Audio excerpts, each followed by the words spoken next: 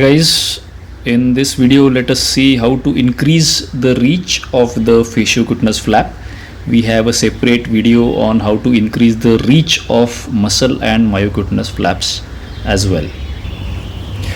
So let us consider this scenario. We have a defect for which we have planned a flap in reverse, be it a transposition flap or a rotation flap. Flap is raised carefully and it is falling short by a couple of millimeters or a centimeter or so, and the critical defect remains partially uncovered. So under this scenario, what all options do we have is the point of discussion in this entire video. So what all can we do? We can use you cut as you go, and if needed the back cut is increased. What happens when we increase the back cut is this is the direction of vascular basis of this flap, and as the dimensions of the back cut go on increasing, we are compromising the inflow or the vascular basis of the flap.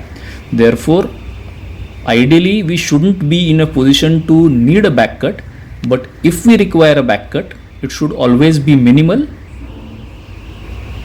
and increased in an incremental fashion, direction of advancement. So we have to do scoring which is perpendicular. Now what should be the distance between two scorings and what should be the number of the galeal scoring? Galia.